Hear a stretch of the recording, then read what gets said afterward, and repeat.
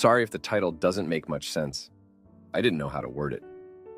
Also, I am using a throwaway account as I don't want this on my main account. Bit of context. We've been together since we were 18. We never had a great intimacy life after the first year. Maybe once or twice a year at most since then. But for the past 3 years, there has been no intimacy. Although it bothers me, I love her and I love our kids, so I'm not going to make a big deal out of it. I know plenty of friends in the same situation. Another bit of context is that I've always been mildly overweight, but always fit because I played a lot of sports until about 10 years ago when I got really ill. A mixture of medications and comfort eating made me balloon up to nearly 300 pounds. Well, 2 years ago I decided to do something about it. I now weigh around 200 pounds, which at 6'2" is the lightest I've been as an adult. I've actually enjoyed using weights, and for the first time in my life, have some abs and muscle.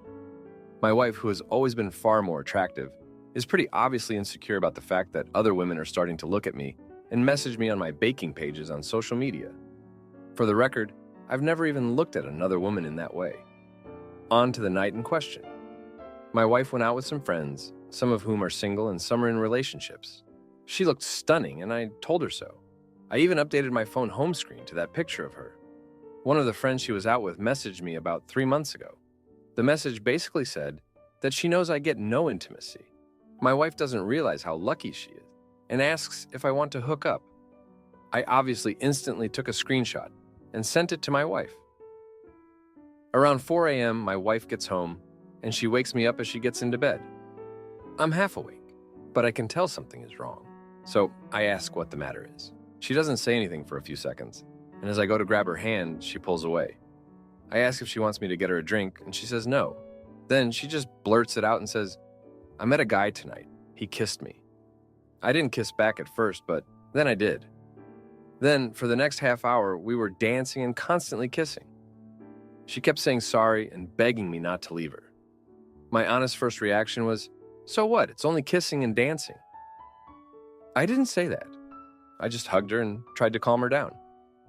An hour or so later, once I got the right words in my head, I said, "I know you feel really guilty, but please don't. I'm not going to leave you and break up our family over some kissing and dancing. I don't love you any less than I did yesterday. And this isn't something that's going to cause any resentment in the future." More or less right on cue, my phone goes off. And it's that friend of hers with a picture and a video of what my wife was doing. This sets my wife off again, but my feelings still haven't changed. And a month later, that remains the case. In that month since then, my wife has accused me of not loving her because I didn't care. She's accused me of kissing other people and more, which is why I didn't care, as I was covering up my own indiscretions. She's even accused me of being gay multiple times, which doesn't make sense. She keeps asking me why I haven't initiated anything with her, even though in the past, she's told me she hates being touched and not to ever try it on with her, which I have respected. She's basically projecting, and it's annoying me because it's putting a strain on our relationship, and she is 100% causing it. How do I get through to her that she needs to stop feeling guilty and just move on? I have, and it's not a big deal to me. I was genuinely more annoyed when she broke my baking bowl and tried to blame it on the cat.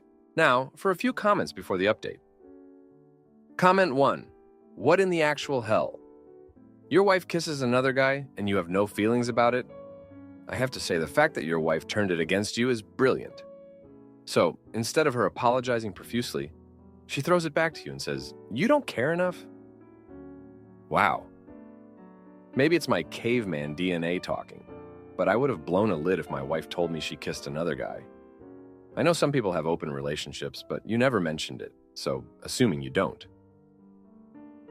Maybe she is right. Maybe you don't care. Comment 2. What the hell, dude? I could understand that you are just not possessive or are into the open relationship lifestyle. Or maybe you have a low libido. I could also get that, but no.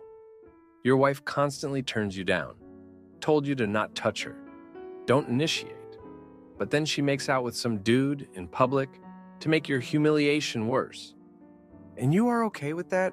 God damn, have some self-respect.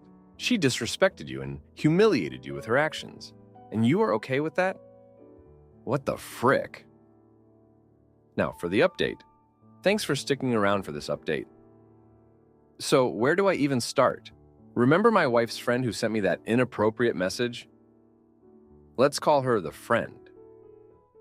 Well, she's been stirring the pot like it's her job. A couple of weeks ago, she dropped the news at a party we were both at. Loud enough for everyone to hear, she announced that my wife was having an affair. My wife denied it, of course, but the friend had proofing photos of my wife with some guy, looking a bit too cozy. The room went silent. I felt every eye on me, waiting for a reaction. I confronted my wife later, and she swore it was just that one night, the kiss and the dancing. But the seed of doubt was planted. The friend had done her damage. I couldn't shake the feeling that my wife was lying, but I had no proof, just a gut feeling and a couple of pictures that could mean anything. Then my wife's behavior started to change. She was suddenly on her phone all the time, smiling at texts. When I asked who she was talking to, she'd snap at me, saying it was just her sister or a friend from work. But I knew her sister's tone, and this was different. It was like she was hiding something, and it was driving a wedge between us. One night, I couldn't take it anymore. I did something I never thought I'd do. I looked through her phone while she was asleep, and there it was, a whole string of messages with that same guy from the party photos. They were planning to meet up again. I felt sick to my stomach. I wanted to wake her up and confront her, but I just sat there feeling like a fool. The next day, I acted like nothing happened. I didn't know how to deal with it. I was afraid of what it would mean for our kids if we split up. So, I kept quiet, and life went on like a bad soap opera, with me playing the clueless husband. But the friend wasn't done yet. She had one more card to play. At another gathering, she cornered me and confessed that she had been the one to set my wife up with this guy. She said she did it because she was jealous of what my wife had, a family, a husband who cared, and she wanted to ruin it. She expected me to blow up, to cause a scene, but I didn't give her the satisfaction. I just walked away. I felt like I was in a nightmare, watching everything crumble around me. I had to do something. So I confronted my wife about the messages. She broke down, admitted to everything, and begged for forgiveness. She said it was a mistake, that she felt neglected, and that she never meant to hurt me. I was torn. Part of me wanted to scream, to throw her out, but another part of me, the part that remembered all the good times, the love we once had, wanted to forgive her. So, I did. I told her we'd work through it for the sake of our family. But inside, I felt weak, desperate, even I was forgiving the unforgivable, and I hated myself for it. The aftermath was rough. We tried to act normal, but there was a tension in the air that you could cut with a knife. The kids picked up on it, asking why Mommy and Daddy weren't hugging anymore. We told them we were just going through a rough patch, but we'd be okay. And then, as if we hadn't had enough drama, the friend's actions caught up with her. Turns out, she had been playing this game with several other couples, not just us. One of the husbands found out and didn't take it as quietly as I did. There was a huge confrontation, and it all came out. The friend was exposed for the homewrecker she was, and her own life started to fall apart. It was a small comfort to see her get what she deserved, but it didn't fix my marriage.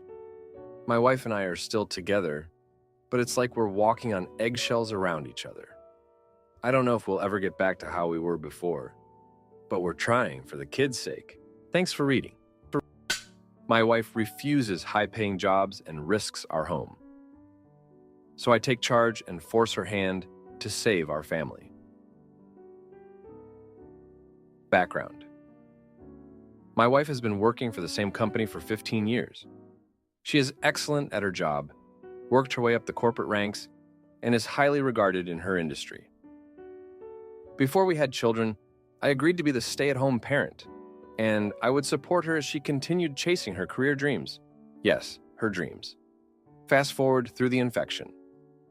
19 era, the industry she works in was heavily affected by the shutdowns and essentially destroyed the culture of the company she works for.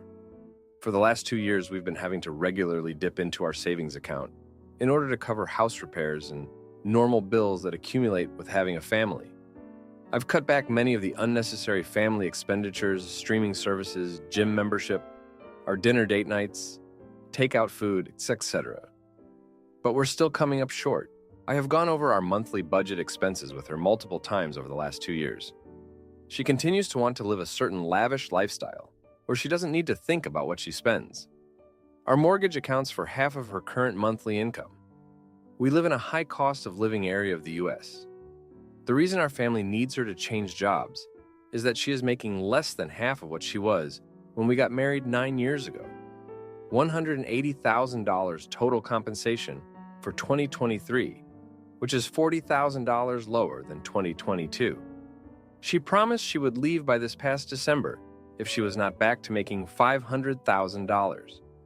We have 3 young growing children, and given everything has gotten more expensive recently, I even showed her a spreadsheet breaking down how soon we will be completely broke if nothing changes. We just filed our tax return last week, and when I showed her again that, God forbid, we have another emergency, we will be completely broke, she responded, "Well, I guess we'll just sell the house then." We bought it in 2020 and have a 3.2% interest rate on a 30-year $600,000 mortgage. I have been applying for jobs for months, hundreds, and have not gotten any traction. I have seen her LinkedIn inbox. She gets recruiter messages headhunting her for CEO and other C-suite level roles that, even if she took one of those jobs, for just the next 5 years, we could retire. I have a bachelor's in finance, 4 years experience in sales, and here I'm literally applying to day laborer jobs. I'm at my wit's end. She says she doesn't take the interviews because she doesn't think she's good enough for these jobs she's being requested to interview for. I do my best to build her confidence with praise and positive reinforcement. And then she says she just doesn't like change. Me having to go back to work, if I can ever even get an interview, would be a massive change requiring her to take on a significant increase in the household duties. I do and have done all the childcare, food shopping, cooking, cleaning, laundry, manage the budget, watch my wife not adhere to it, etc. for years.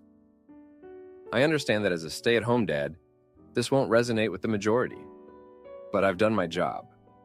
My kids are top of their classes, athletic AF and polite, respectful little people. But I don't know how to help with finances when I can't find a job after being out of the workforce for almost 10 years. What can I say to my wife that I haven't already? Edit for clarity.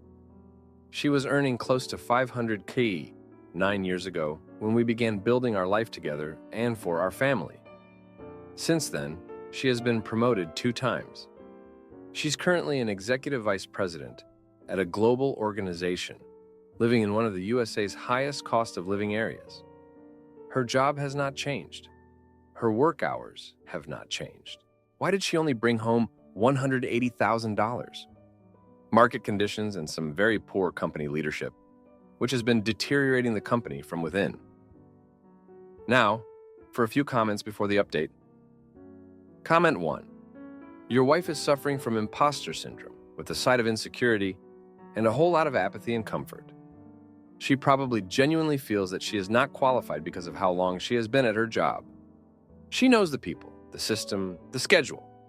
She is comfortable with it, but she is also afraid to show up somewhere and fail miserably, throwing away her safe job. She is being risk-averse at the sake of your future. Imposter syndrome is real. She will have to fake it until she makes it, but that might not be an option for her. Comment 2. You could say something like, I understand that changing jobs can be a big decision, but I'm really worried about our financial situation. Can we talk about potential solutions together? Now for the update. Thanks for sticking with me here. So, the tension's been building up like crazy at home. Just when I thought things couldn't get more strained, they did. My wife's company announced a merger, and guess what? She's been offered a significant promotion. But there's a catch: it requires relocating to a city with an even higher cost of living. She's thrilled, thinking this is the break we've been waiting for, but I'm not so sure. I've been crunching numbers nonstop, and the math just doesn't add up. The raise she's been offered won't cover the increased expenses, and we'd be in an even tighter spot. I tried explaining this to her, but she's got her heart set on this new title. It's like she's blinded by the prestige. Meanwhile, I finally got a call back for a job interview. It's for a finance position, nothing fancy, but it's a start. The problem? It's here, in our current city. If I take it and she accepts her promotion, we'd be living in different states. I'm torn between wanting to support her and needing to do what's best for our family's financial stability. The kids are picking up on the stress, too. Our eldest asked me if we were going to have to move again and leave their friends. I didn't have the heart to tell them that might be a possibility. It's not just about the money anymore. It's about their happiness, too. I've been talking to some old colleagues trying to get the inside scoop on the job market, and they all say the same thing. It's tough out there. They've been out of work for months, some even a year. It's a sobering reminder that even with my degree and experience, there are no guarantees. In the midst of all this, I discovered something that shook me to the core. I found an email my wife had left open on the computer. She's been secretly talking to a real estate agent about selling the house without telling me. It feels like a betrayal. I get that we're in a tough spot, but to make such a huge decision without even discussing it with me? I confronted her about it and we had it out. She said she's just trying to be proactive, that she's as scared as I am about our financial situation. But it doesn't excuse going behind my back. It's forced me to consider what else she might be keeping from me. After a long, hard talk, we agreed to put the house on the market. It's a hard pill to swallow, giving up the home we've built for our family. But we need the cash, and with the housing market still relatively strong, it seems like the smart move. So here I am, trying to juggle job interviews, house showings, and keeping the kids' lives as normal as possible. It's a lot. And through all this, my wife's still undecided about the promotion. She's scared of change, but I'm scared of staying the same, of sinking further into debt. I've been spending nights going over our finances again and again, trying to find some solution that doesn't involve uprooting our lives. I've even started looking into freelance work I can do from home. Anything to bring in some extra cash. The kids have been amazing through all this. They're resilient, adapting to the changes, even helping out more around the house. It's made me realize how strong our family is, even when things are falling apart around us. Then, out of the blue, my wife got another job offer. This one's local, a step down from the executive role she's been offered with the merger. But the pay is better than what she's making now. It's like the universe is giving us a sign. We sat down as a family, talked it through, and made a decision. She's going to take the local job. It's not the dream position she wanted, but it's what's best for us right now. And I'm going to keep pushing for that finance job I interviewed for. We're taking control of our situation, making hard choices for the sake of our family. It's not the future we envisioned all those years ago, but it's a future we're choosing together. And that's got to count for something. Thanks for reading. My boyfriend demands anal while I'm on antibiotics. So I get him arrested and start my new life with a promotion and a brand new apartment. So I was on antibiotics, and usually whenever I have had to be on antibiotics, I will sometimes get a yeast infection. So that means intimacy is off the table for at least a week, and my boyfriend really got on my nerves this morning. He knows I have one and asked me this morning, and I told him I couldn't have intimacy. Then he asks for butt stuff intimacy, and I said I couldn't do it that way either. Hello, yeast? So he immediately tried to mansplain and said, well, I don't think that butt stuff intimacy would affect your yeast infection. I think it's perfectly safe and okay. Dude, yeast spreads, and even then, I have an infection. I don't want anything going on down there right now. He then lets out 2 huge sighs and is kind of throwing a silent temper tantrum. We had errands to run today, and as soon as I said no to anything intimacy, he's like, get up, let's go run our errands. And I say, well, you just woke up and I would rather spend a little time in bed watching TV before. And he's like, nope, no time. We have to get up now. I'm like, we had the time when you wanted to do it, but now suddenly we don't. He says, fine, we can watch TV. Then he gets on Google to look up if you can have butt stuff while having a yeast infection and literally tries to debate me on my own body. It pissed me off so freaking bad. Now he's acting like he doesn't know what he did. He keeps trying to get me to cuddle, won't leave me alone. And when I say no, he says no. He thinks I'm overreacting and is blaming me for his lack of motivation. When we argue about this, it isn't our first sex-based argument. It's honestly getting exhausting. I'm very outspoken, and I'm getting tired of him making it my fault for feeling so down and depressed when he's the one who messed up and pissed me off, while acting like he doesn't know what he did. I know he knows what he's doing, and that pisses me off even more. Edit. You guys have all been heard. I do wish leaving was that easy because of the financial stress of not being able to at the time.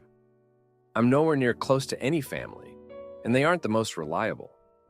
The only car we both have is his. I got into an accident.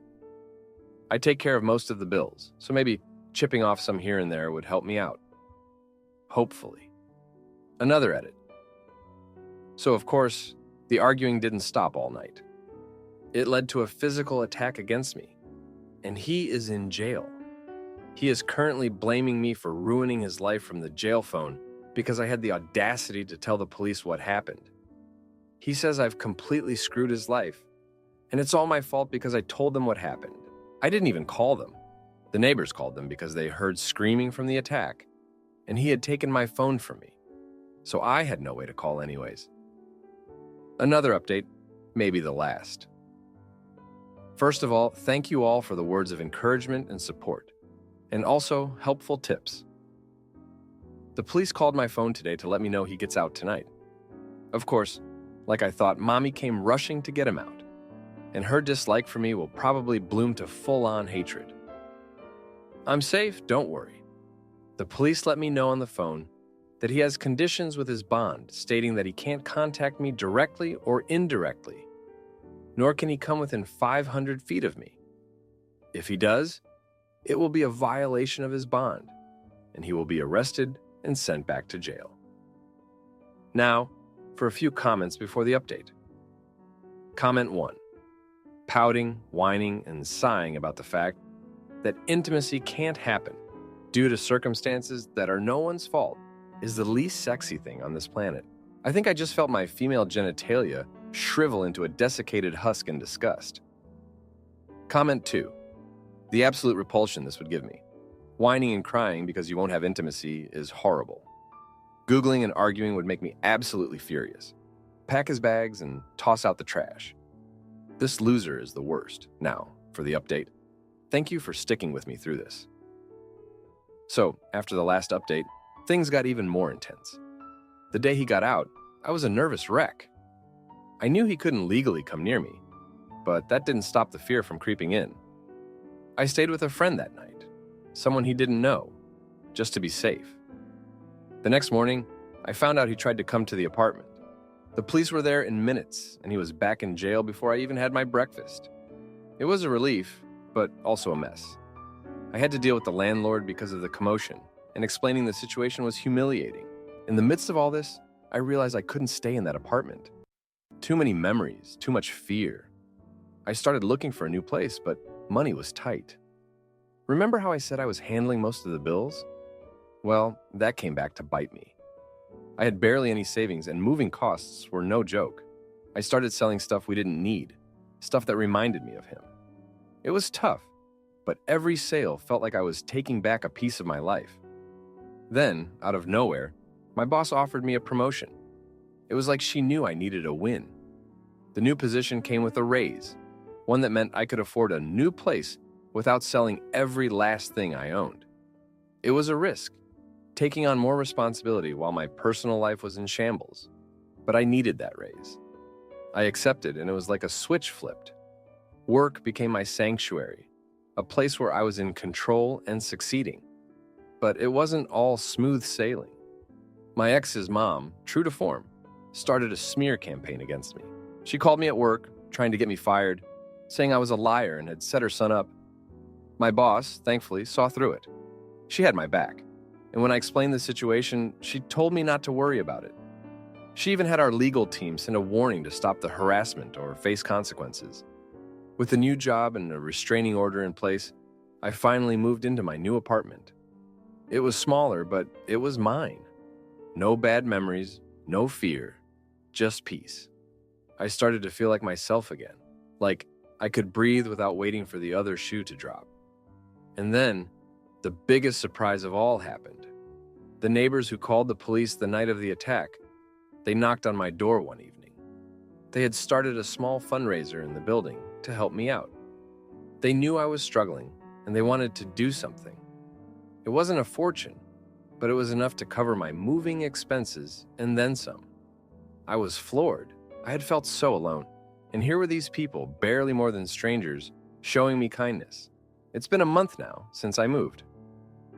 I'm settling into my new role at work, and I'm actually good at it. I've started to make friends in the building, and I'm slowly rebuilding my life. It's not perfect, and I still have moments of fear and doubt, but I'm getting there. I'm stronger than I thought, and I'm not letting him or his actions define me anymore. Thank you for reading. If you like this video, you'll probably like these too. Also, while you're here, please consider subscribing.